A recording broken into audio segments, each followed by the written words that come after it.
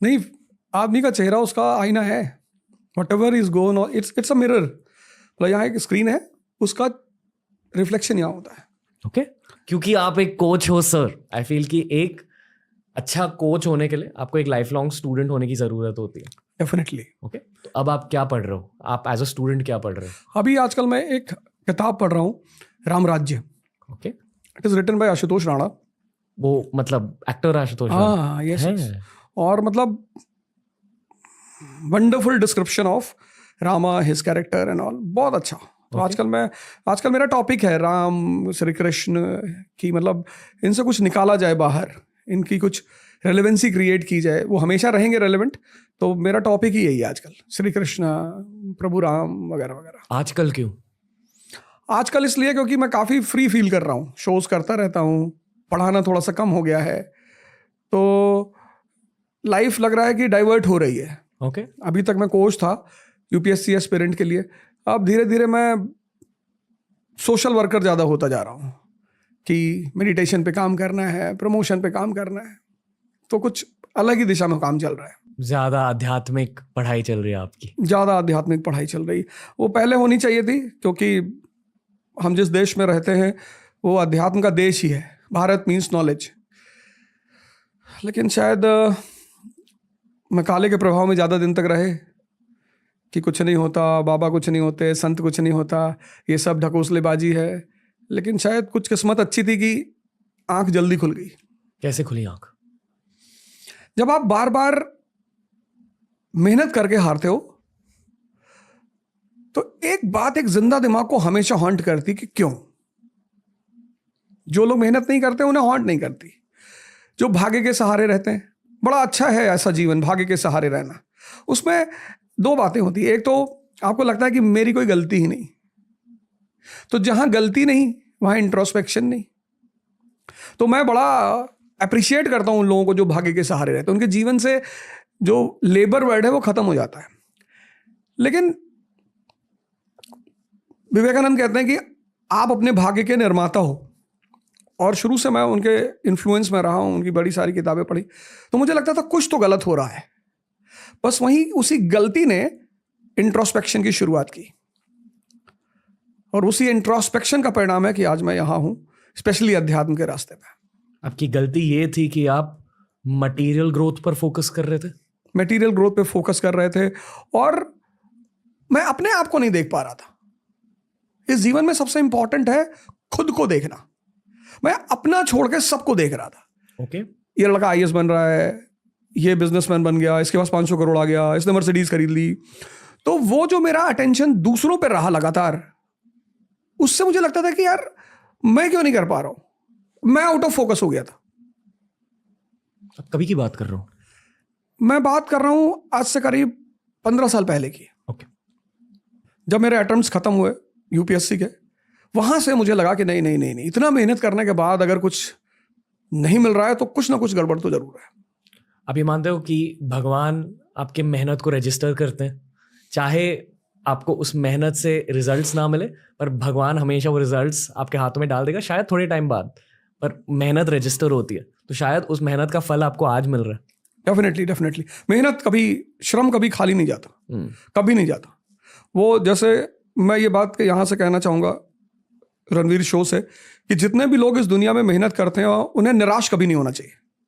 क्योंकि अगर आप जिम लगातार जा रहे हैं तो बॉडी तो बनी रही है, भले आप मिस्टर यूनिवर्स ना बन पाए, पर शरीर में कुछ ना कुछ तो चेंज हो ही रहा है। तो मेहनत दुनिया में एक ऐसी चीज है जो खाली नहीं जाती। जब हमने पॉडकास्ट की शुरुआत की थी 2019 में, हमारा गोल ये था कि सक्सेसफुल इंसानों के दिमाग को एक्सट्रैक्ट करके उनके बेस्ट बिट्स दुनिया के सामने हमें पेश करना था। ठीक है, सेल्फ इंप्रूवमेंट ओरिएंटेड पॉडकास्ट था हमारा। पहले 2 साल के लिए सेल्फ इंप्रूवमेंट का कंटेंट चला, और फिर ऑडियंस के प्रेफरेंसेस बदल गए, क्योंकि आई फील कि यूट्यूब पर सेल्फ इंप्रूवमेंट कंटेंट फिर सैचुरेट हो गया। हर कोई बेसिकली ज्ञान दे रहा था कि ये करो, वो करो, ये मत करो, मैं ये करता हूँ, ऐसे हैबिट्स होने चाहिए, ऐसे आपको सोना चाहिए। और आज किसी को सेल्फ इंप्रूवमेंट कंटेंट चाहिए नहीं चाहिए। शायद स्पिरिचुअल सेल्फ इंप्रूवमेंट कंटेंट लोगों को चाहिए, क्योंकि वो सब्जेक्ट ही बहुत ज्यादा गहरा है। बिल्कुल। पर मोस्टली लोगों को आज के जमाने में नॉलेज चाहिए, जबरदस्त नॉलेज चाहिए, डीप नॉलेज चाहिए, और फ्यूचर के बारे में लोगों को ज्यादा जानना है, क्योंकि हर किसी को पता है कि अगले 10 साल भारत के होने वाले हैं। हाँ, करेक्ट।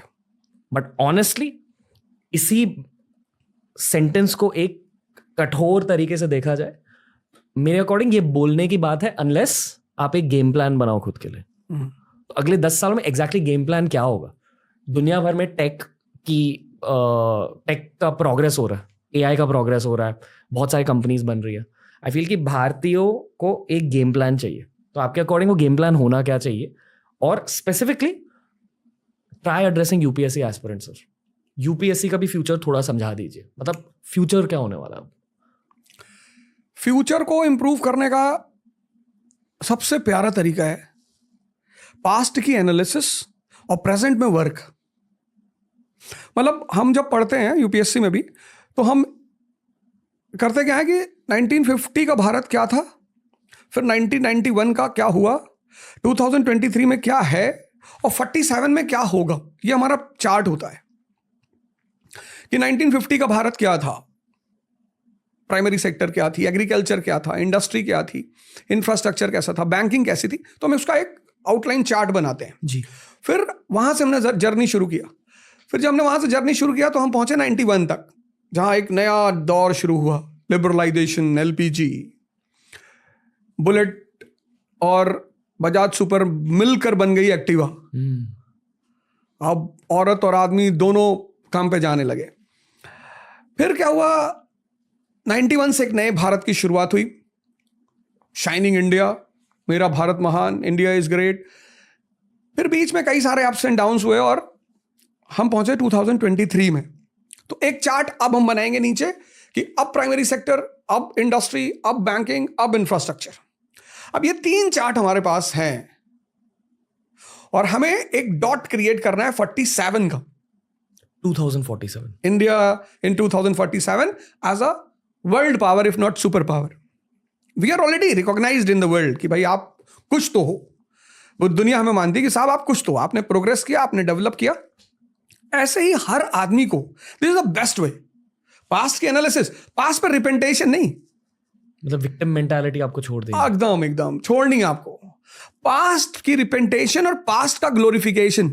हमारे बाबा हाथी पे चलते थे, अरे भैया तुम साइकिल पे चल रहे हो तो तुम प्रेजेंट में रहो, बाबा तो चलते ही थे। तो पास्ट की एनालिसिस, प्रेजेंट का प्रियोरिटी एंड प्लानिंग,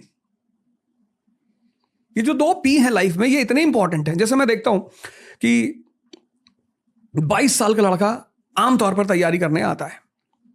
अब 22 साल का लड़के का जो सेंसस लेवल है बहुत स्ट्रांग है। अब वो लड़की देखेगा तो अट्रैक्शन तो हो गई, अब वो ऑडी देखेगा तो अट्रैक्शन हो गई। उस अट्रैक्शन में उसके साथ दूसरी तरफ जब वो देखता है तो उसका जीवन। अब 90% लड़के क्या होते हैं, युवा। हो सकता है हम भी कभी ना कभी इसके थोड़ा बहुत शिकार तो थे ही, बोले भले ना। तो होता क्या है कि हम उनको इंटरमिक्स कर देते हैं, गर्लफ्रेंड बना ली, तैयारी भी शुरू कर दी। वहां पर उस लड़के को क्या करना चाहिए, एक प्रायोरिटी सेट करनी चाहिए कि यार पहला क्या करेंगे। पहला ऐसा कौन सी चीज, जैसे एक यहीं पे एग्जांपल दे रहा हूं। 1940s में 3 देश पैदा हुए, इंडिया, पाकिस्तान, चाइना, और तीनों ने अपनी अपनी प्रायोरिटी सेट की और तीनों की एक जैसी कंडीशन। आज चाइना वर्ल्ड पावर के रेस में है क्योंकि उसने पहली प्रायोरिटी सेट की थी इकोनॉमिक एम्पावरमेंट। प्लान किया था पैसे कमाने, पैसा कमाना है, मेड इन चाइना होना चाहिए। Made in Britain, made in England, made in America को रिप्लेस करके मेड इन चाइना बनाना है। बनाया उन्होंने। आज एप्पल को अगर कोई टक्कर देता है तो OnePlus, पर ऐसा कोई चीज पाकिस्तान में है नहीं है। They are not economic power.